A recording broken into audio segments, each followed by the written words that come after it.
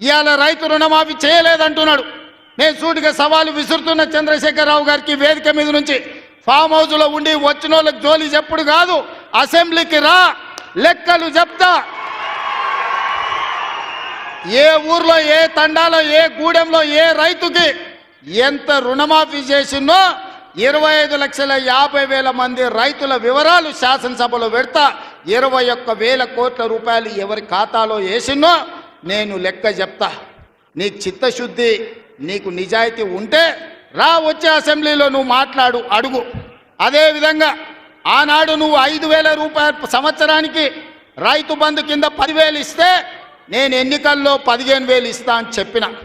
కానీ ఏ రోజు కూడా చంద్రశేఖరరావు గారు మనం అప్పుల్లో లేవు, మనం ధనిక రాష్ట్రం, మన దగ్గర సంచుల కొద్దీ గుమ్మీల కొద్దీ రూపాయలు ఉన్నాయని అబద్ధాలు చెప్పిండు. వచ్చి చూస్తే గుమ్మీలు ఖాళీలు ఉన్నాయి, గుమ్మి కింద పందికొక్కులాగా కేసీఆర్ కుటుంబం మొత్తం తిని కూసున్నది. అయినా అధైర్యపడకుండా 15,000 బదులు ఆనాడు నువ్వు ఇచ్చిన 10,000 ఎగ్గొట్టిన 10,000 కాకుండా ఇవాళ 12,000 రూపాయలు సంవత్సరానికి రైతులకు ఇవ్వాలని రైతు భరోసా కార్యక్రమాన్ని జనవరి 26 తారీఖు నాడు ప్రారంభించుకున్నాం. మార్చి 31 లోపల ప్రతి ఎకరాకు వ్యవసాయ యోగ్యమైన భూమికి ఎకరాకు 6,000 చొప్పున మీ ఖాతాలో వేసే పూచి నాది అని నేను ఈ వేదిక మీద నుంచి చెప్పదలుచుకున్నా. ఆయన అంటుండు ఎగ్గొడతారని. నేను నీలాక మాట చెప్పి ఎగ్గొట్టేటోని కాదు. దళితులకు 3 ఎకరాలని ఎగ్గొట్టినావు, దళిత ముఖ్యమంత్రి అని ఎగ్గొట్టినావు, డబల్ బెడ్రూమ్ ఇండ్లు అని ఎగ్గొట్టినావు.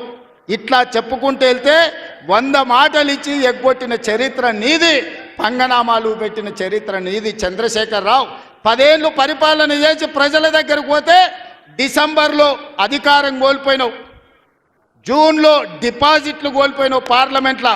ఇప్పుడు మెదడు కూడా కోల్పోయినట్టే ఉన్నాడు ఆయన, పెద్ద మంచి ఫామ్ హౌస్లో పండుకొని. డిసెంబర్లో ఆయన అన్నీ చెప్పిండు. ఆయన గుడీలు దర్గాలకు దస్తీలు కప్పిండు, గుడీలకు పోయి దండాలు పెట్టిండు.